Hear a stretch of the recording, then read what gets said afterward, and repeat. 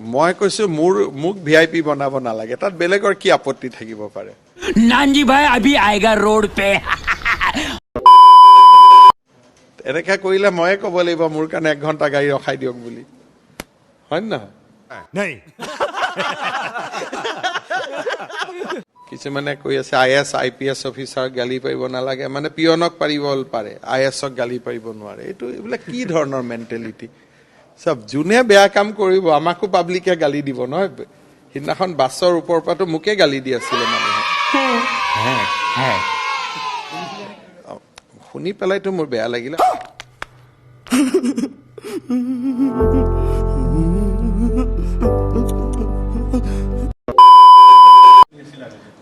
এই গোটেই ঘটনাটো কিছুমান আমাৰ মানুহেও মই দেখিছে টুইটত মাৰি আছে আইএছ আইপিএছ অফিচাৰক গালি পাৰিব পাৰে হাৰে মইতো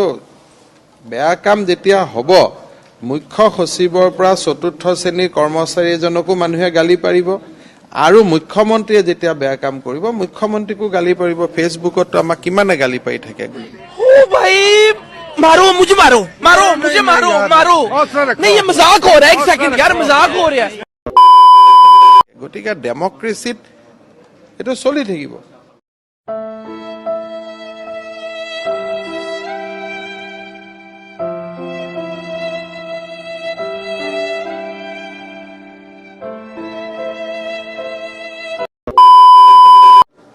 মই গুৱাহাটীতো কৈছো যে 2 মিনিট সময় ঠিক আছে